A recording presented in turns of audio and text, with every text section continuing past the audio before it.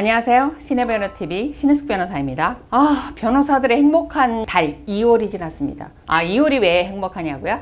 재판이 별로 없고요. 원칙적으로 거의 없습니다. 왜냐하면 법원 인사이동 처리거든요.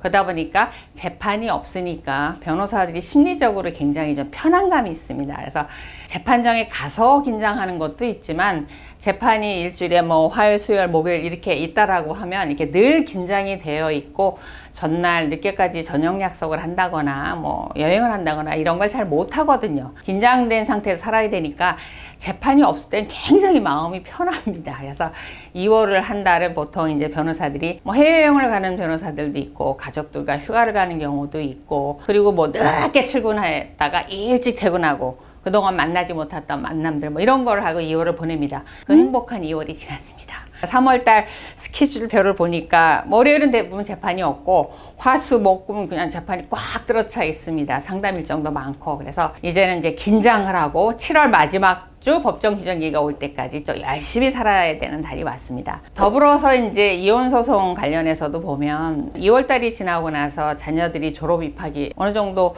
마무리가 되면 3월 달에 이혼 소송 신청이 약간 느는 것도 있거든요. 그래서 좀 바빠집니다. 이혼을 하시려고 이제 오시는 분들이 요즘 좀 늘었다라는 생각이 드는데요. 계절적으로 3월이 그렇습니다. 오늘 주제는 제가 뭘 찍으려고 하냐면 제가 앉아서 이렇게 일을 하다가 문득 이렇게 떠오르는 사건들 또는 떠오르는 상담 내방객들이 있으세요. 그 중에 이제 자매가 온 사건이 있었어요.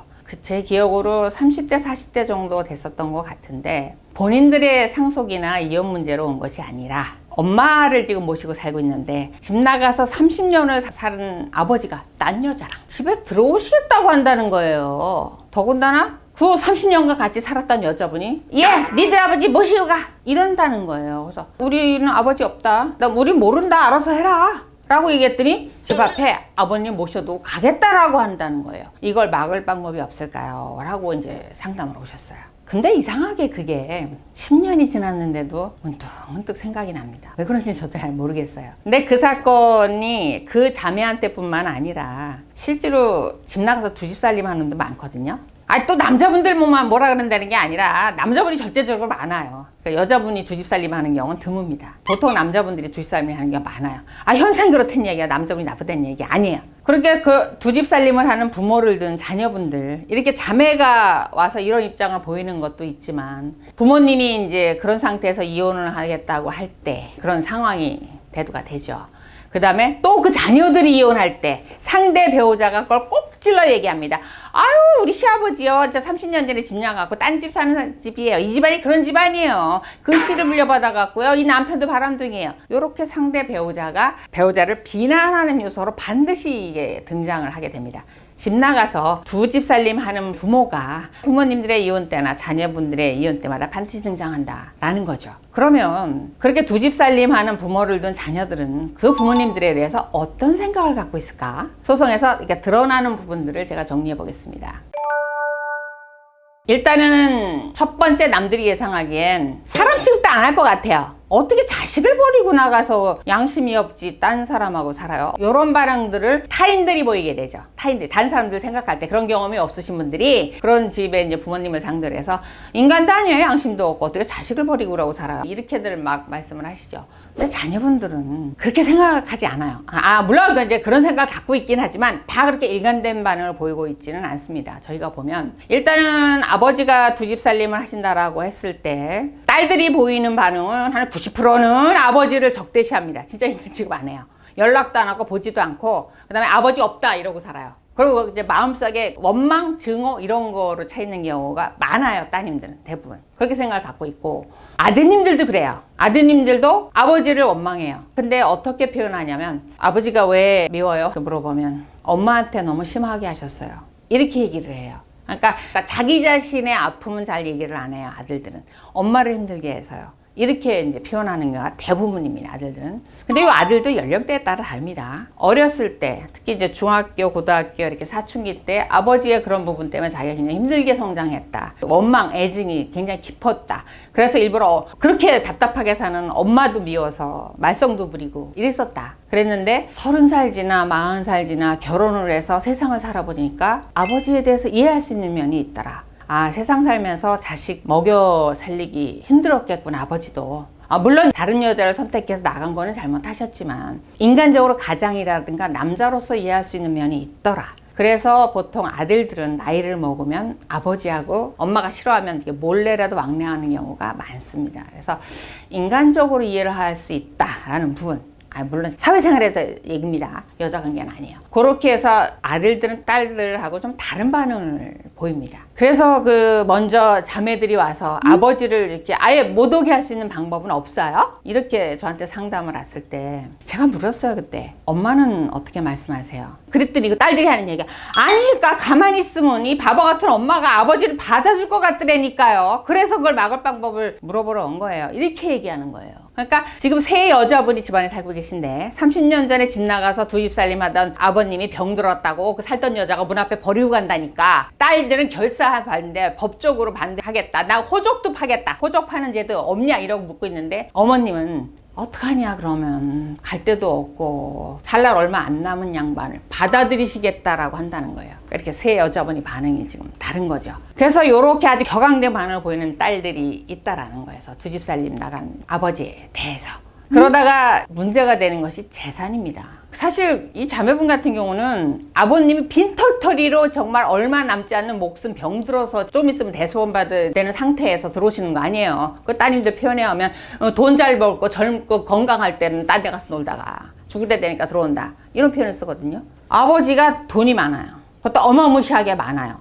아주 그럼 양상이 확 바뀝니다. 자녀들 입장에서는 둘로 갈라져요. 자녀들도 이제 아롱이다롱이라고 두 집 살림 할 정도 되면 나이들이 많으시잖아요. 70 이렇게 70 이상 된 분들이잖아요, 대부분. 그 아롱이다롱이라고 그 당시에 자녀들이 많았어요. 그러면 이게 달라져요. 재산 있는 아버지 쪽에 이렇게 온정적인, 왜냐면 자기는 상속권이 있으니까. 그래도 미리 받을 수도 있으니까. 그쪽에 가서 줄 서서 아버지한테 적극적으로 지원하고, 아이 엄마 그냥 그거 뭐 어때? 두 집 살림사 그것만 눈 감아주면 돈도 많고 생활비 잘 내주잖아. 엄마가 참으세요. 뭐 이제서 어떻게 해요?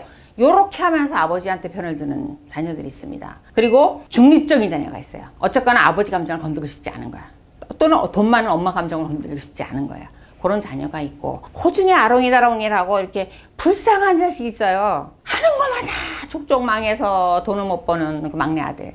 시집이라고 갔는데 사이가 변변찮아고 그 전셋집을 면하지 못하는 그 가련한 딸이 있습니다. 이런 자식들이 오로지 아버지한테 가서 기댈 수가 없고, 이 자식들을 뭐 어떻게 챙겨줘야 될 거 아니에요. 그래서 이 자식들이 그 엄마를 꼬드게 갖고 이제 이혼소송을 제기하게 하는 자녀들이 있습니다. 이혼소송 제기하면 딴 집 살림을 차렸어도 그 재산의 상당 부분을 가져오죠. 베스트는 절반 가져오게 되죠. 그러니까 그거 가져다가 자기네들 돌봐달라고. 그러면 어머님 입장에서 사실은 뭐 그 연세에 이혼해서 뭐가 있겠어요. 이상하게 그 집에 계신 어머님들은 그 울타리만은 깨고 싶지 않아 하세요. 근데 이 자녀들한테 가만 보아하니 그 돈 많은 아버지한테도 이쁨을 못 받고 다른 형제들은 다 약업 받아서 가져올 것 같은데 이 불쌍하거든요.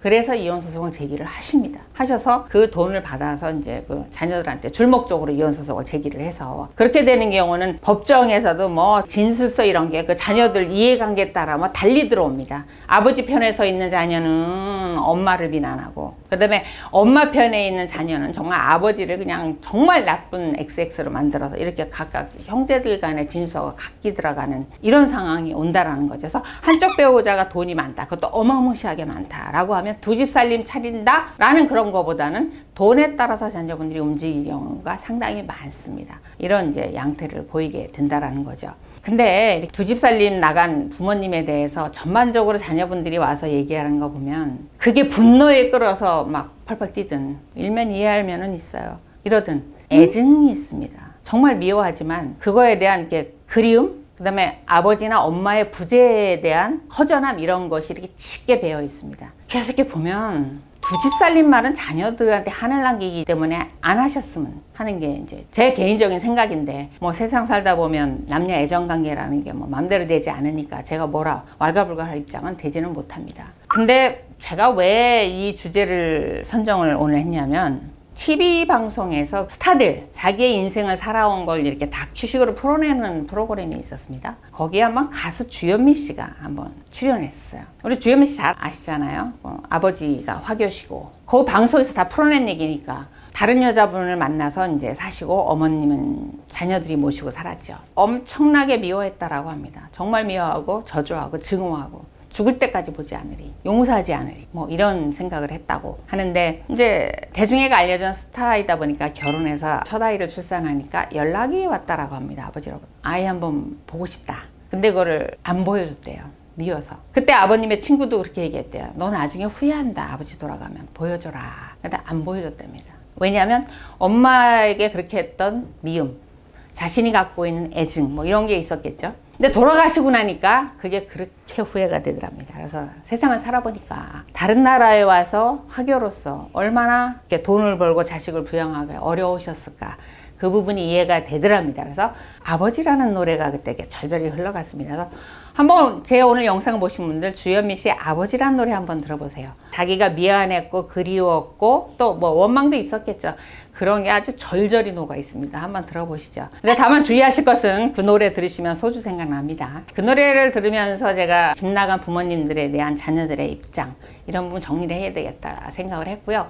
또 얼마 전에 상담으로 온 남자분이 오셨는데 엄마랑 살고 있다고 그래서 아버님 돌아가셨나요? 그러니까 아니요, 다른 여자분하고 살고 있고 저는 엄마랑 살고 있어요. 아 그래요? 그래서 아버님은 연락을 안 해요? 그랬더니 안 합니다. 엄마를 이렇게 힘들게 한 사람 보고 싶지 않습니다. 사람이라고 표현을 해요. 사람. 그래서 상처가 깊겠구나, 내가 괜히 질문했구나, 그런 생각을 했는데, 근데 왜 저는 그 말 속에 그래도 아버지가 보고 싶다, 아버지란 존재를 갖고 싶다, 그렇게 들렸을까요? 저는 그렇게 들리더라고요. 그래서 제가 정리하고자 하는 거는 남녀 애정관계 좋겠죠. 하지만 내가 집을 나가서 다른 여자, 남자를 만나서 사는 건 좋아요. 하지만 요 배우자한테 상처가 없을 수는 없겠죠. 하지만 그것을 배려하고 충분히 경제적으로 안정시켜주고 자녀를 돌봐줄 수 있게끔 여건을 만들어주고 미안해하는 마음이라도 요만큼이라도 갖고 떠난다라고 하면 남아있는 분이 그렇게 절절히 가슴이 아프고 자식들이 이렇게 그 부모를 절절히 원망하고 나쁜 사람은 매도하지는 않을 것 같아요.